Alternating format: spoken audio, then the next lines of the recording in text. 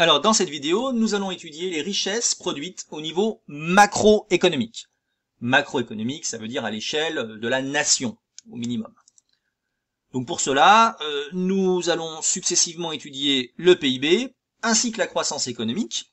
Nous allons donc les définir, voir comment on peut les mesurer, quelles sont les limites, notamment dans le calcul du PIB, et quel est l'impact écologique de la croissance économique. Alors, commençons par étudier le PIB. Le PIB, c'est en fait un agrégat qui va fournir une mesure de la production d'une nation. Si on traduit, ça veut dire qu'en fait, le PIB, c'est une grandeur économique qui va pouvoir mesurer la quantité de richesses produites dans une économie donnée.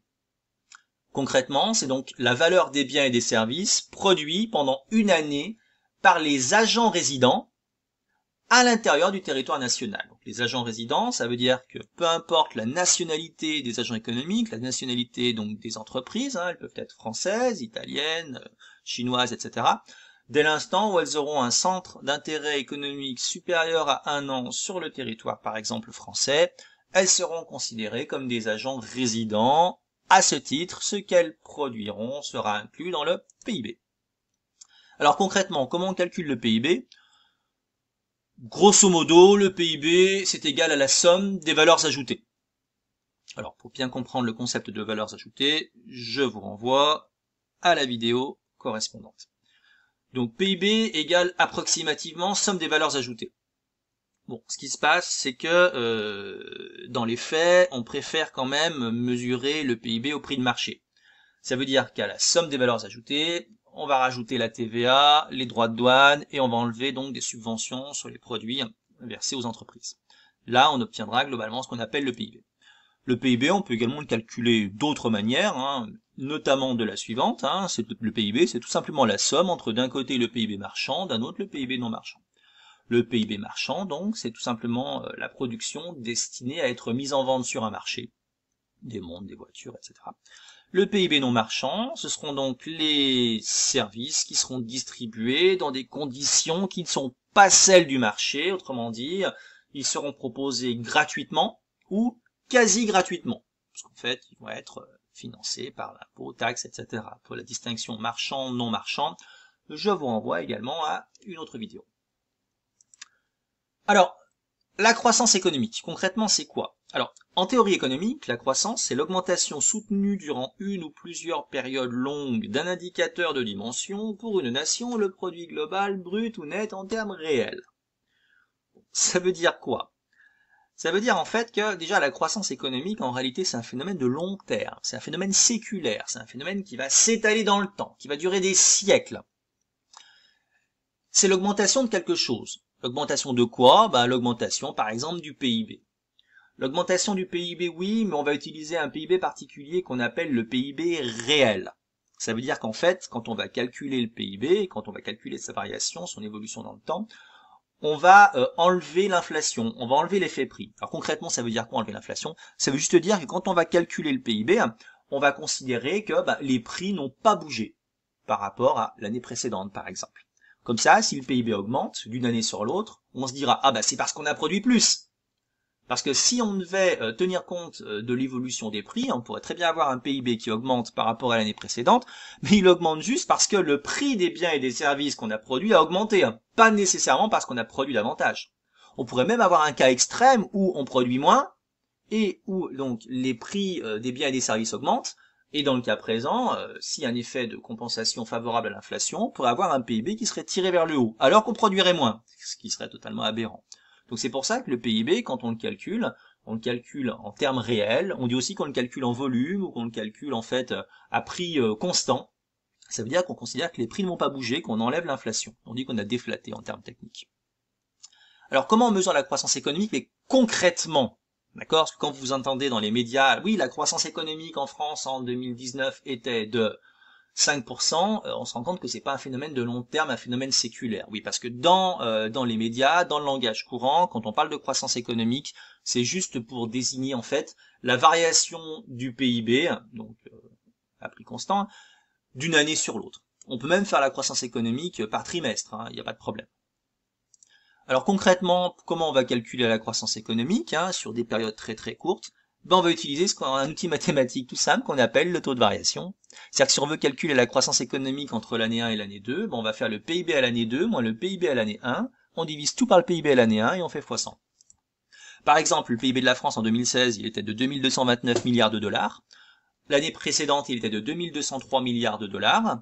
Si on veut calculer la croissance économique, autrement dit de combien a évolué, alors évoluer ça veut dire augmenter, diminuer, on ne sait pas ce que ça veut dire, de combien a évolué le PIB entre 2015 et 2016, on utilise la formule juste au-dessus, on fait donc 2229 moins 2203 sur 2203, de toute façon toutes les données sont exprimées en milliards bien évidemment, fois 100 pour avoir une donnée en pourcentage, et on obtient 1,18. Ça veut dire quoi? C'est que la croissance économique était de 1,18%, ce qui signifie concrètement que le PIB déflaté implicitement, toutes les données qu'on a sont déflatées. Le PIB a augmenté de 1,18% entre 2015 et 2016 en France, tout simplement. Alors comment a évolué la croissance économique à long terme? Alors à long terme, il faut savoir que la tendance elle est haussière. Simplement, faut pas rêver, c'est pas tout le temps une hausse. On n'a pas une hausse continue en fait, c'est pas un phénomène linéaire. Au contraire, la croissance économique, elle est constituée de ce qu'on appelle de cycles qui vont permettre justement d'avoir des périodes où ça ira bien, une petite expansion, une petite période de retournement qu'on appellera la crise, une période où ça ira moins bien, ça va être donc une période de récession, un ralentissement de l'activité économique, dans le pire des cas une dépression, c'est moins drôle déjà quand le PIB va se casser la figure, et puis après hop, ça repart bien évidemment à la hausse avec ce qu'on appelle la reprise. Donc en fait, on a une succession de cycles où ça va bien aller, ça va se retourner, ça ira mal, après hop, ça va se retourner dans le bon sens, etc. Et cette succession de cycles économiques constitue ce qu'on appelle en fait la croissance économique. C'est ce qui va alimenter la croissance économique à long terme, mais sachant que la tendance est haussière. En France, par exemple, entre les années 50, 60, début 70, on avait les 30 glorieuses, suivies des piteuses. Alors, quelles sont les limites dans le calcul du PIB? Donc déjà, le PIB, bon, pour le calcul, on a vu que c'était le PIB marchand plus non marchand. Le problème du PIB non marchand, c'est que c'est un petit peu imprécis quand même, parce que le PIB non marchand, on le calcule par rapport au coût de production, pas par rapport au prix du marché. Bah oui. Comment vous voulez mesurer ce que produit un enseignant? Je veux dire, vous assistez au cours de votre enseignant, son cours n'a pas de prix. Enfin, quand je dis son cours n'a pas de prix, ça veut dire que, enfin, son cours n'a pas de prix, ça veut dire qu'on ne peut pas lui dire, bah tiens, ton cours vaut 5 euros, 10 euros, 15 euros, 20 euros. Non. Pour savoir combien vaut, entre guillemets, ce cours, on va regarder combien il coûte à produire, à réaliser, tout simplement. Le problème, c'est que le PIB non marchand représente quand même 60% du PIB total. Ce qui veut dire qu'on va estimer la quantité de richesse produite dans une économie à partir de quelque chose que l'on a estimé. C'est un peu imprécis quand même. Deuxièmement, le PIB ne va pas inclure toutes les richesses produites au niveau de l'économie domestique. Il y a des choses qu'on va mettre de côté, par exemple, le fait de faire du ménage, le fait de faire du bricolage, ce sont des choses qui techniquement ne font pas partie de la définition officielle de production et qui, à ce titre, ne sont pas comptabilisées dans le PIB. Dans le PIB, on n'inclut pas toutes également les richesses, notamment celles qui font partie de l'économie dite souterraine. Certaines activités productives interdites, proxénétisme par exemple, certaines activités qui sont légales mais qui ne sont pas déclarées, le travail au noir, la fraude fiscale, tout ça n'est pas inclus dans le PIB. Le trafic de drogue, maintenant, on l'inclut dans le cadre de l'harmonisation européenne. C'est-à-dire qu'en fait, le PIB va sous-estimer la quantité de richesses produites réellement dans l'économie. Alors, le PIB doit être déflaté, donc ça on l'a déjà évoqué, parce que sinon on peut très bien avoir un PIB qui augmente et en fait ça ne signifiera pas exactement grand-chose, ça reflètera pas nécessairement la réalité. Bon, le calcul du PIB, c'est pas un truc qui se fait en un claquement de doigts, ça prend quand même des années pour avoir un PIB qui soit définitif. Ça c'est un peu embêtant quand même. Après, si on veut faire des comparaisons internationales, c'est compliqué. Le PIB de la France, il est en euros, le PIB des États-Unis, il est en dollars, le PIB de la Chine, il est en yuan. Donc faire des comparaisons à l'international, sachant que les devises vont fluctuer, vont varier entre elles, c'est un peu compliqué. C'est pour ça qu'on va utiliser des formules mathématiques un petit peu complexes et qu'on va devoir calculer le PIB en parité des pouvoirs d'achat pour tenir compte des différences d'inflation et également des différences en matière justement d'évolution des devises. Alors le problème également, c'est que le PIB va inclure les conséquences négatives de la croissance économique. Ça veut dire quoi? Ça veut dire un exemple tout bête. Produire des biens et des services, ça peut générer de la pollution. Si on a de la pollution, il va falloir dépolluer. Mais le fait de dépolluer, ça crée aussi des richesses. Donc finalement, plus on pollue, plus on dépollue, plus on crée de richesses. Un autre exemple, plus il y a d'accidents de la route, plus il faudra soigner les gens, plus il faudra créer de nouvelles voitures. finalement, tout ça c'est bien, ça crée des richesses. Enfin, c'est bien d'un point de vue économique. Le PIB ne va pas nous renseigner dans les conditions dans lesquelles sont produits les biens et les services. On peut très bien avoir une économie avec plein de petits bonhommes qui dépriment à longueur de journée, qui n'ont pas leur mot à dire, qui ne sont pas spécialement heureux. Et d'ailleurs, ça rejoint le point suivant, à savoir que ce n'est pas parce que le PIB augmente que nécessairement, bien évidemment, notre bien-être s'est amélioré. On sait qu'au-delà d'un certain seuil de revenus, le bien-être n'augmente plus. On voit d'ailleurs que les pays au sein desquels on aura le plus de problèmes psychologiques, on sera le plus dépendant des antidépresseurs, ce sont bien évidemment les pays développés. Le PIB ne va pas tenir compte de la répartition des revenus, même si on le rapporte au nombre d'habitants. Il faut savoir que c'est parce que le PIB augmente que tout le monde s'enrichit. Vous aurez très souvent une poignée d'individus qui vont s'enrichir, et une autre grande masse d'individus qui pourra peut-être s'enrichir, mais pas dans les mêmes proportions, et en tout cas c'est même pas sûr. D'accord? Je veux dire, même quand l'économie c'est pas très très bien, que ce soit aux États-Unis, que ce soit en Allemagne ou ailleurs, vous avez quand même vos 3, 4, 5% de chômeurs. Alors, quelles sont les conséquences écologiques de la croissance économique? On a ce qu'on appelle un épuisement des réserves halieutiques. Les réserves halieutiques, c'est tout ce qui concerne les mers, les océans, etc. Ça veut dire qu'on a de moins en moins en fait de poissons dans les océans et dans les mers. Leurs habitats sont détruits, que ce soit les estuaires, les mangroves, la barrière de corail, vers l'Australie, etc. On va beaucoup trop pêcher par rapport évidemment aux possibilités de renouvellement des stocks. Les modifications au niveau bien évidemment atmosphérique, l'effet de serre, etc.